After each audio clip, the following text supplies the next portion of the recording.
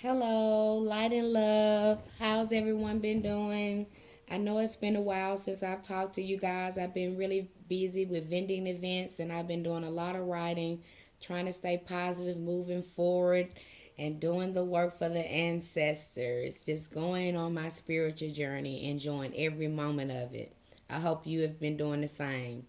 I want to discuss with you. I want to discuss the latest book I've written with you, and a controversial subject that not a lot of spiritualists speak on. I'm speaking on it from a very personal perspective. I am just putting it all out there. Uh, this is my new beginning on this particular journey here, being out and open about this controversial subject. This is the first time I'm doing something like this because it's such taboo, and I don't hear many spiritualists speak on it or about it. So here it goes. I'm going to talk about it. I'm sorry I had to make this video from my phone because this thing here, this laptop, it ain't been working good. The reception is horrible on there, so I had to make it on the phone. So I'm gonna try to make it quick. So I'm going to talk about cannabis. Cannabis has been used in religions and spiritual practice for centuries. It was the most sacred, holiest sacrament uh, around on this planet. Okay, I was a practitioner that just stumbled up on it. I was using it in my social circles as a recreational purpose, and start having spiritual experiences. I didn't hear the church talking about these experiences much. I didn't have these kind of experiences in church when I was at church. I talked to it about my mom, but she didn't want to get into that too much. But on my research, I've learned that the Japanese Buddhists used it, the Chinese used it, the Hindus, the goddess Shiva is a representation of the cannabis goddess. Was given cannabis as a offering by her by members. Then you have Shishat. Shishat is seen with the cannabis leaf over her crown, uh, and she was an Egyptian goddess.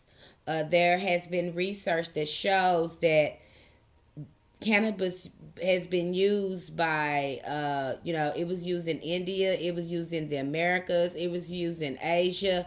It has been used by people all over this planet as a sacred herb to connect them with divinity and nature itself.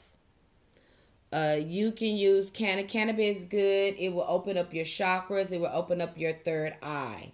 There's also other alternatives as well as shrooms, and they have I can't pronounce it, but as Sevilla, Saliva, or something like that. You could use that. That can be implemented as well. They have something called Soma, which is a drink that you can drink as well, herbal drink that you can drink. Um, I'm not asking you in any way to jeopardize your livelihood, your job, or your freedom. It's not legal here as well, but it is protected religious under a religious right. It is protected in that way. I'll leave a link to cannabisclergy.com to help educate you on that. I will leave a link to the blog and the book. The book is called Cannabis Shamanism, the Holy Sacrament. I give rituals on how to implement cannabis in meditation to amplify your spiritual work. It's been used by Wicca. It's been used by indigenous cultures in Africa as well to enhance spiritual work. It has been used in Reiki to enhance spiritual work as well. It can be used as a healing modality. It has been used in group settings for group ritual ceremonies. That's another reason why Native Americans need their own land because they still implement some of these herbal rituals. Uh, in their culture. They still implement this. Um, I don't know why. I know why it's not legal because they want to keep you disconnected. That's why cigarettes with all the chemicals and stuff are legal. That's why alcohol, spirits are legal because they keep you unconscious. Cannabis has the ability to expand your consciousness, to bring you in higher states of consciousness. It heightens your intuition. Um, I I stumbled upon it by accident by having these experiences that I just could not explain. And for years, I felt kind of like an alien because this was not talked about in mainstream society. People were just using it for recreational use. It was not being used for mind expansion or for higher states of consciousness or for spirituality. I began to do research on it about 6 years ago and became serious about it, but I still didn't discuss it because I still was embarrassed by it because mainstream society, this is taboo. People don't talk about that. They look at it, they demean it, and it's so much propaganda has been uh, put up against cannabis, but yet it has stood the test of times. It's still one of the most effective medicinal plants, herbs on this planet. It's irrefutable. Yet it's still illegal. And that is not by accident. Because if it was legal, there would be a lot of these prescription meds. We wouldn't need them. Um, we wouldn't be doing, drinking alcohol or smoking as many cigarettes as we smoke now.